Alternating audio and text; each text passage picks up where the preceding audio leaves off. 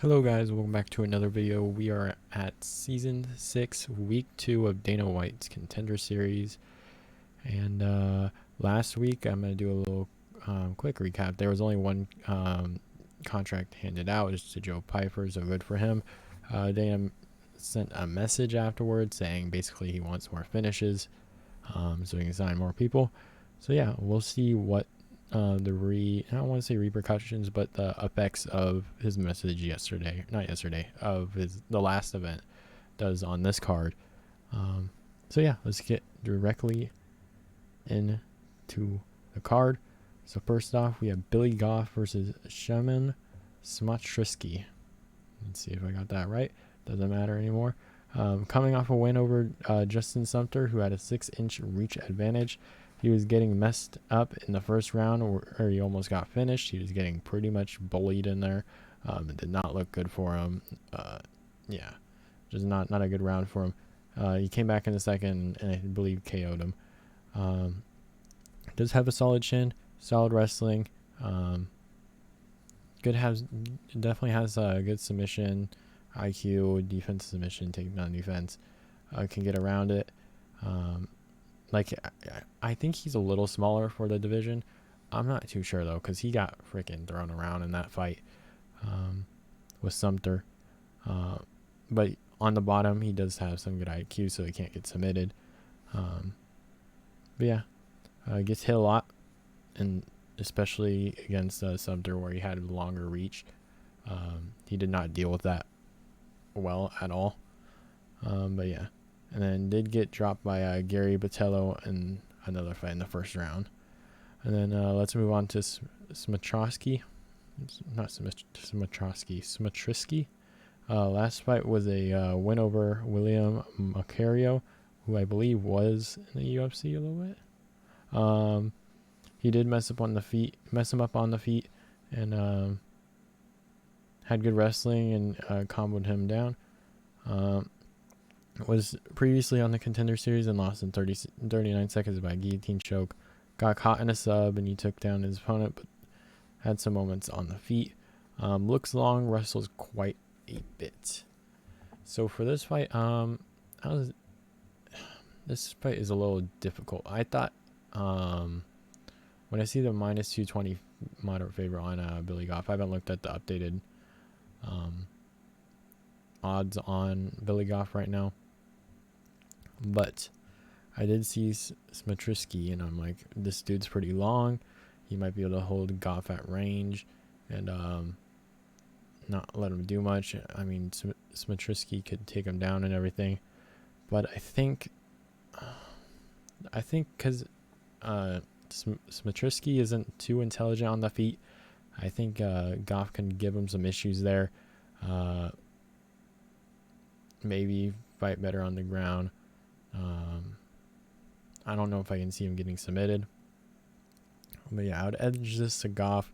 I'm not too confident in this at all. I do have it on Smotritsky, but I'm going to edge it to Goff. I do like Smotritsky a little bit in here because he's longer.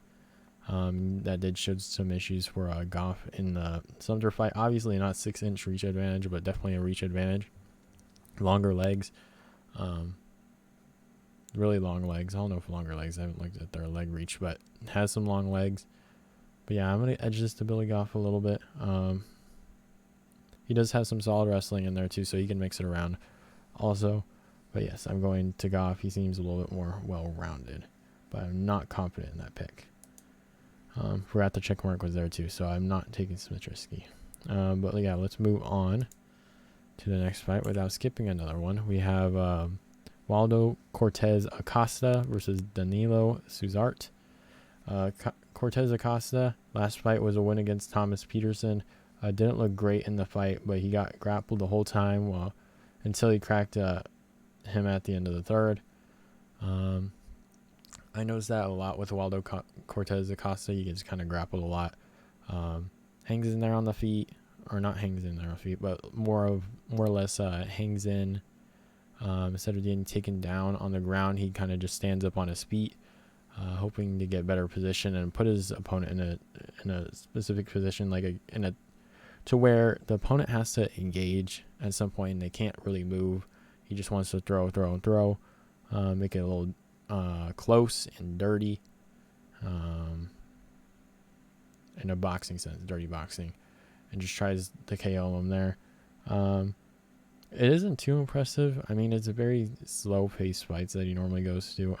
Has good power, but it's very random how his fights go. It's more like he'll find a position to get his opponent in towards the fence or something, and then just knocks him out. And this could either be the first round, second round, third round. It's pretty weird fight. For Suzart, his last fight was a win over Benjamin Sehek. I think I'm saying that right. There's a cardio issue with Suzart. I am not too confident in his stand-up either. He swings, like over swings quite a bit. There's nothing technical about it. Yeah, not much technique to it. I'm going to edge this to Waldo Cortes-Acosta. I think he is better on the feet. I think Suzart just swings too many punches, and I'm worried about his cardio a little bit. He's not in the shape that Waldo is, even though Waldo's not in crazy shape, but it's not similar in shape how they are. But yeah, I'm at edges to Waldo. I think he probably is the fighter I'm a little bit more confident in than in this whole fight. But yeah, let's move on to the next fight on the card.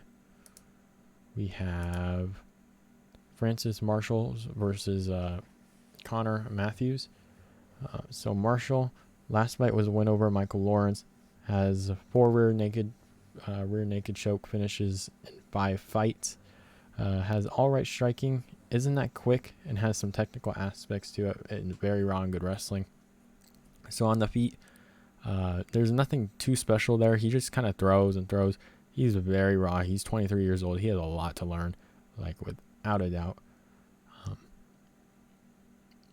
Like technique-wise, he's not quite hitting it most of the time. He's just throwing.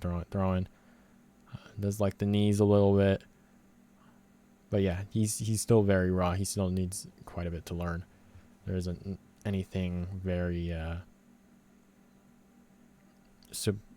great in one aspect. He just needs to learn a little bit more. I don't think he's quite ready yet, but I think he can get there at some point. His striking is pretty solid though. I'm without a doubt for that. I think over a few rounds he'll do better. But let's get into Matthews first before I go over the fight. Last fight was a win over Josh Hardy. Slipped and jumped on him with some good grappling and finished him by a rear naked choke. So for his resume, he has 3 rear naked chokes and 1 neck crank in 5 fights. So they're very similar in that aspect. Likes to go for the rear naked choke whenever the opponent falls on the ground. Connor Matthews does have some very solid power. Is very explosive. Will just come out of the gate and just start punching and rushing in. So for this fight, I can see Connor Matthews winning this without a doubt. I think he'll just run out there and pressure Marshall pretty badly. Marshall, being the younger guy, might not know what to do. Might get overwhelmed by the aggressiveness of Matthews and could make some errors. I can see him rocking him down on the ground. Not too quite sure about Marshall's submission defense, but I think he could probably choke him out there, knock him down, choke him out. But I can also see Marshall winning in the later rounds, the last 2 rounds of the fight, especially Connor Matthews is coming out that explosive and that aggressive like he normally does in all his fights. I think all his fights are ending in like first rounds and stuff like that. It's pretty crazy. I don't know if I say crazy. It's more in the amateur fights. It's not too wild. But for this, I'll edge the rounds out. The last 2 rounds to Marshall. And the first round to Matthews. I don't think it's going to go to a decision. I think Matthews will probably finish in the first round. He'll rush in.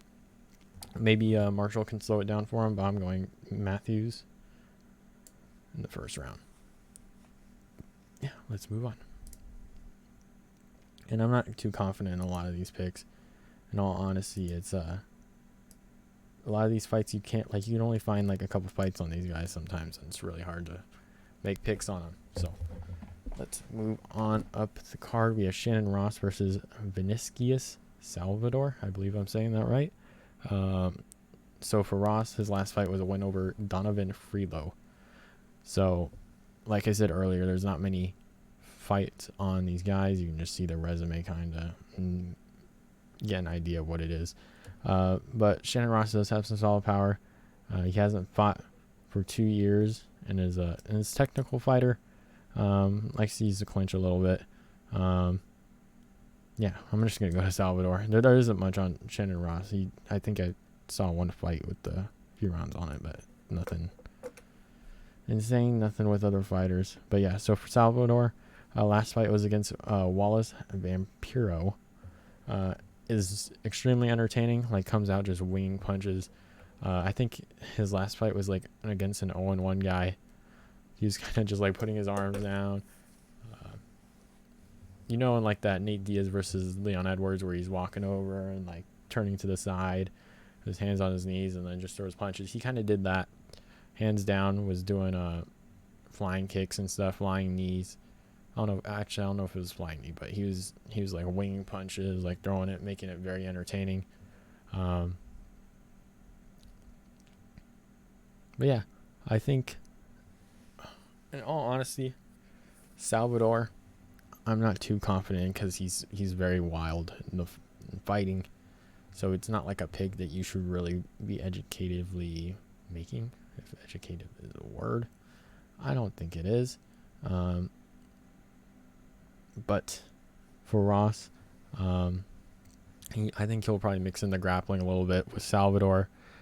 Salvador will probably tire him out at the beginning of the fight.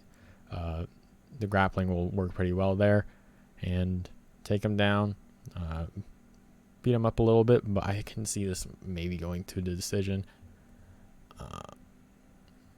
I mean, Ross does have some solid power, but it's nothing crazy.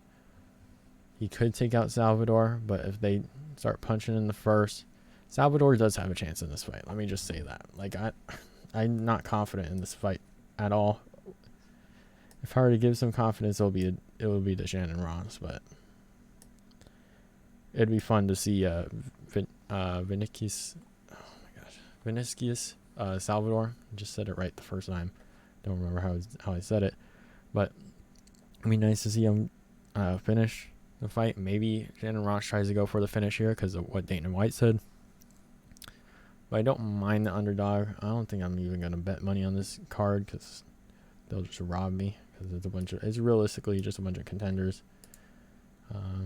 It's exactly what it is actually. A bunch of contenders. I'm not comfortable betting on this, but I do see Salvador having a chance, but Shannon Ross is a very comfortable pick here. Yeah, moving on up the card, we have to the main event. We have Charlie Campbell versus Chris Duncan. So this fight is actually you find a lot of fights for these guys, especially Charlie Campbell, CFFC, I believe. Is a pretty solid fighter. These guys are actually pretty solid fighters. Thank goodness for this fight on the card. It's nice seeing some actual good fighting, not some stupid amateur fighting that I had to watch where the guy is like 0 something, But yeah, let's get into it immediately. Campbell, last fight was a win over Guilherme dos Santos. I hope I'm saying that right.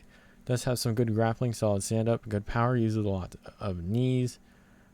Quick, also has good takedown defense. Is very quick with the stand-up, picks apart his guys. Picks apart to like the lowest level. Leaves himself open a little. Not leaves himself open, but does get hit a little bit. Nothing crazy, but just a little bit. But yeah, let's move on to the next fighter. Chris Duncan. Duncan fought Borshev in his previous Contender Series bout and got knocked out. He does have okay striking, does not move his head much at all. Leaves himself completely open before even striking. Does have some solid wrestling, but he did use it a lot on Borshev. Actually, Borshev just ripped a combo on Duncan and finished him there. I don't know if I see Campbell necessarily finishing him. Maybe in the third round, later in the fight, I can see him finishing him after Duncan tries to do the takedown, tires him out, and Campbell will pick him apart a little bit in the first couple rounds. I can see Campbell finishing the fight in the third round, and I think he'll be looking for the finish. I don't think Duncan is will probably match up well with Campbell. I think he'll stuff the takedowns, force him to stand up, and Campbell will pick him apart, leaving some issues for Duncan. This could happen. KO could happen earlier in the fight, but yeah, that's how I see it happening. I think that's all. Thank you guys for watching. I hope you guys enjoyed. I'll see you guys next time. Thank you.